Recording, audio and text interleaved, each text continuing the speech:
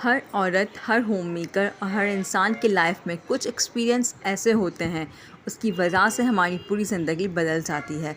वो बदलाव अच्छा भी होता है, मतलब पॉजिटिव भी है, और वो बदलाव नेगेटिव भी हो सकता है। कौन सी ऐसी चीज़ें हैं जिनको आप अडॉप्ट करते हैं? अगर आपकी लाइफ में बैड एक्सपीरियंस है, यानी किसी ने ताने दिए हैं या किसी ने कोई बुरा रोल प्ले किया है आपकी लाइफ में, या किसी ने आपका दिल तोड़ा है, मतलब हार्ट टचिंग हुए हैं किसी बात से आप, तो आपकी सोच में मजबूरन बार बार वही स्ट्रेस, वही एंजाइटी में आप चले जाते हैं। कुछ ऐसे इन्वॉल्वमेंट जिससे आप बाहर ही नहीं आ सकते हैं, चाहे वो इन लॉज निकले हैं, वो रिलेटिव्स निकले हैं, उनसे कैसे बाहर निकला जा सकता है और किस तरह हम अपनी लाइफ को ट्रांसफॉर्म कर सकते हैं। अस्सलाम वालेकुम जी, कैसे हैं आप सब लोग? आई होप आप सब लोग ठीक होंगे, खैरियत से होंगे। Welcome back to my channel Mariam का जहां। मैं हमेशा कहती हूँ, बच्चे हमेशा माँ बाप को देखते हैं और करते हैं। अगर आप कभी भी उन्हें कहेंगे ना ये कर लो, तो वो कभी भी नहीं करेंगे। वो आपको देखते हैं, वही करते हैं। तो इसी तरह ये मेरी बेटियाँ हैं दोनों। मैं नमाज़ पढ़ती हूँ जब भी, तो मेरे साथ नमाज़ पढ़ने बैठ जाती हैं। मैं इनको बुलाती हूँ या वो मुझे देख रही होती है मम्मा नमाज़ पढ़ी हैं, तो मेरे साथ ही आके वो नमाज़ पढ़ लेती हैं। स्पेशली फ्राइडे के दिन तो वो ज़रूर ही मेरे साथ नमाज़ पढ़ेंगी, वज़ू भी मेरे साथ करेंगी, फिर मेरे साथ ही नमाज़ पढ़ेंगी। और वो मुझे देखेंगी कि मम्मा किस तरह से नमाज़ पढ़ रही हैं, वैसे ही नमाज़ पढ़ेंगी। फिर मुझसे पूछेंगी नमाज़ में क्या क्या पढ़ना है, तो मैं उनको फिर से उन्हें बताती हूँ, तो वैसे ही नमाज़ पढ़ती हैं। बच्चों को आप जब तक नमाज़ खुद नहीं पढ़ेंगे ना, तो फिर आपके बच्चे भी नहीं पढ़ेंगे। आप खुद नमाज़ पढ़ें, आप रोज़ाना डेली नमाज़ पढ़ेंगे ना, तो आपके बच्चा आपको देख रहा होगा कि नहीं भाई मम्मा। आप उन्हें कहें कि आप नमाज़ में जो भी दुआ मांगेंगे ना, आपकी ज़रूर कबूल होगी। एक तो ये होगा कि तो उनका नमाज़ में दिल लग जाएगा बच्चों का, और ऊपर से इनका अल्लाह पे बिलीफ पक्का हो जाएगा कि नहीं हम जो भी मांगेंगे ना और वो हमें मिलेगा। और आप देख लीजिएगा, जब अगर बिलीफ पक्का हो जाता है ना हमारा, तो हम जो दुआ मांगते हैं ना वो हमारी दुआ कबूल हो जाती है। साथ ही साथ बच्चों के अंदर एक आदत डालें सदक़े की। सदका बॉक्स बनाएं, या एक सदका बॉक्स मिलता भी है, मैंने तो ले लिया था सदका बॉक्स। और जब आप सुबह उठें ना, हाँ नमाज़ पढ़ लें, इसके बाद आप सबसे पहला काम करें कि आप सदके बॉक्स में सदका निकाल दें। सदका हर मुसीबत को दूर करता है, हमारी सारी परेशानियों को दूर करता है सदका। तो सदका देना बहुत सदक़े की फ़जीलत है। आप क्या करें, क्या आप बच्चों से डलवाएं पैसे, आप खुद अब नहीं डालें। आप अपने बच्चों को बोलें, क्या पैसे उनसे कभी भी नहीं लेते हैं, उनकी पॉकेट मनी से, बच्चों के पॉकेट मनी से सदका नहीं दे सकता है, वो जायज़ नहीं है जब तक वो बालिग ना हो जाए।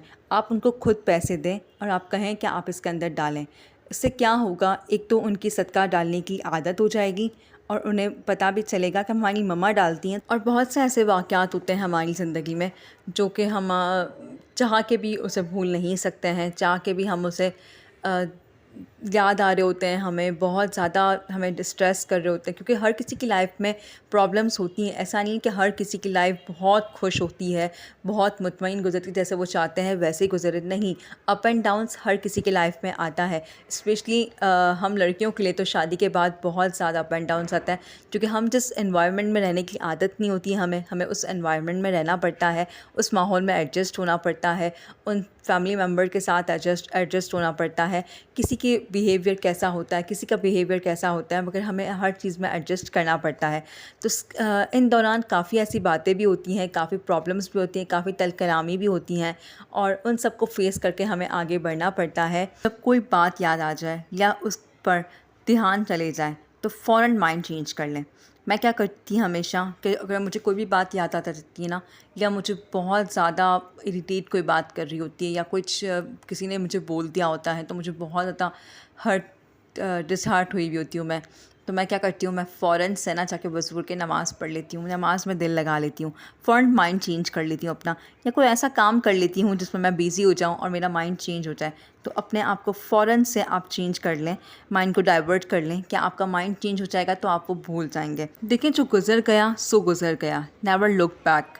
पीछे मुड़ के कभी नहीं देखना चाहिए। पीछे मुड़ के देखेंगे ना हमें, तो मायूसी होगी, दुखी होगा। इसलिए हमें आगे बढ़ना चाहिए, अपना जो प्रेजेंट है हमें उसमें जीना चाहिए, और उससे बेहतर। सो चलें जी, मुझे भी खुश कर दें इतनी मेहनत करके। नेक्स्ट, कि जब भी कोई आपको बुरा भला कहे, आपने सब्र करना है। काफ़ी टाइम ऐसा होता है कि मेरे साथ कोई बहुत कुछ बुरा कर लेता है या कुछ भी, तो मैं सब्र कर लेती हूँ, क्योंकि अल्लाह आपके साथ कभी भी नाइंसाफ़ी नहीं करता। कोई जितना भी आपके साथ नेगेटिव करते हैं, कोई जितना भी आपको नेगेटिव बोलते हैं या सोच लें आपके बारे में, आपको पॉजिटिव रहना है। Think positive. आपको नेगेटिव सोचना ही नहीं है। अगर आप किसी के बारे में नेगेटिव सोचते हैं ना, तो आप अपना ही नुकसान करते हैं। उसका तो कुछ नहीं जाएगा, आपका ही जाएगा। आपका खून जल रहा होता है, आपकी एनर्जी वेस्ट हो रही होती है, आप अपना ही नुकसान कर रहे होते हैं, आप स्ट्रेस में रहते हैं, अपना ही नुकसान हो रहा है, उसका तो कुछ भी नहीं हुआ। और साथ साथ आप गुनाह भी कर रहे होते हैं। तो थिंक पॉजिटिव, नेगेटिविटी को दूर रखें, जितना हो सके अपनी नेगेटिविटी को दूर रहें, आप पॉजिटिव रहें। हम कोई ऐसा काम कर रहे होते हैं काफ़ी दिन तक, फिर वो हमारी एक आदत बन जाती है। तो हमें कोई ऐसे काम करने हैं, हमें ट्रांसफ़ॉर्म करना है अपने आप को कि ऐसी आदतें हमें अपनानी है जो अच्छी हों, जो हमारे लिए अच्छी हों, हमारे लिए बेहतर हो। हमें अच्छी अच्छी आदतों को अडॉप्ट करना है। लाइक 1 मंथ 30 डेज़ तक हम कोई इस तरह से काम कर लें जो हमारी एक आदत बन जाए, वो हमारे बाद में भी चलती रहे।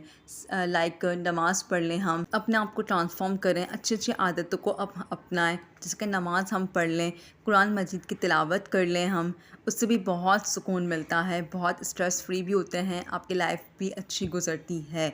और बहुत से छोटे छोटे काम जो आपकी वैल्यू को इन्हेंस कर देते हैं, जो आपकी वैल्यू बढ़ा देते हैं, जो आपको चेंज कर देते हैं। जैसे कि अगर आपसे कोई गलती हो गई है या आप से कोई मिस्टेक हो गई है, तो आप अपोलोजाइज़ कर लें, माफ़ी मांग लें उनसे।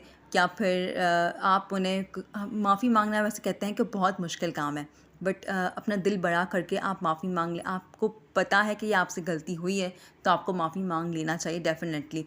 आपको ये सोचना चाहिए कि अल्लाह भी तो हमें माफ़ कर देता है ना, तो हमें भी माफ़ी मांग लेनी चाहिए हर किसी से, और हमें माफ़ भी कर देना चाहिए, क्योंकि हमारा रब भी हमें माफ़ करता है। हम भी बहुत गलतियाँ करते हैं, मगर हमारा रब भी हमें माफ़ कर देता है। तो हमें माफ़ी मांगनी भी लेनी चाहिए और माफ़ कर देना भी चाहिए।